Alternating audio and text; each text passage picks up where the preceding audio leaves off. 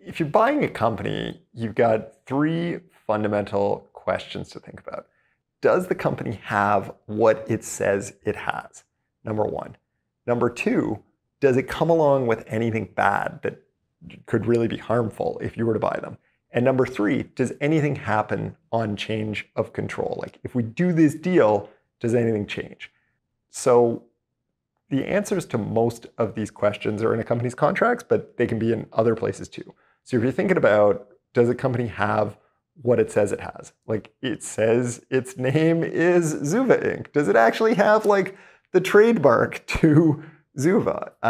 Does it have trademarks, copyrights, patents, contracts? Like it says it has a massive deal with Walmart. Like, does it actually have that deal with Walmart? Can Walmart just terminate that contract for convenience? Or is it a relationship that sort of is pretty rock steady? These are things that you're trying to think about in, does it have what it says it has? That also comes to like physical things, like maybe like, does it own real estate?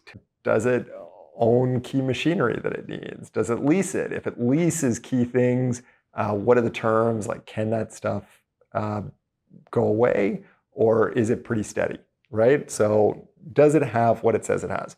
Question number two, as discussed, does it come along with anything bad? So anything bad can be something physical, like does it have any really bad lawsuits pending against it for awful things they did in the past? Does it have really bad environmental liabilities? Like was there a hazardous waste dump in the basement of one of their old facilities? Does it have any sort of unfunded pension liabilities or anything like that that could come back and get you? But there's also contractual things that can be really, really, really bad. One example of that is indemnification or sort of unlimited limitation of liability in contracts. So if an indemnification is a promise to pay the legal expenses of another, so for example, like if you've picked up the legal expenses of someone who's done something pretty awful, or you think might have done something pretty awful, or offensive, that could be something where indemnifying them could be super costly. And literally, there are situations where companies have bought companies that have brought them down into bankruptcy. Like you bought an asbestos company once upon a time, it did not play out super well. Or we've seen this with chemical and fertilizer companies more recently. The other category of contractual things that could be really bad are certain sort of behavioral covenants. So things like exclusivity clauses, non-compete, most favored customer, those things apply against the acquirer depending on language and contracts. And it can be like billions of dollars of losses if you sort of trip one of those the wrong way in the wrong business. And so finding that information is super important. Again, so we got, does the company have what it says it has? And does it come along with anything bad?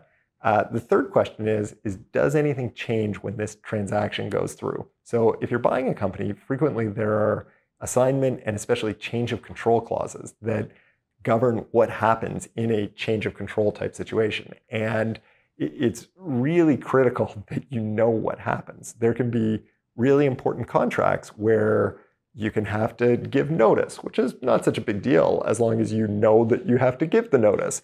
There can be other ones that give the other side a termination option on change of control. And some of them even require payments on change of control. It's certainly like quite common in employment contracts, but can even happen in commercial relationships. And so it's super important for lawyers working on the deal that they can answer that question of what happens when this deal goes through. And so in a nutshell, like those are the three high-level questions that you need to be thinking about when you're doing diligence. A lot of the answers are going to be in contracts, but there will be answers in other places. A contract analysis AI can help you get to the bottom of these answers, at least insofar as the answers are in contracts. Users of a contract analysis AI generally will say that they're going to review contracts in anywhere from 20 to 90% less time, and they'll do it with the same or greater accuracy. So if you have to do due diligence, acting for either the potential buyer of a company or the seller, it's definitely worth checking out contract analysis AI.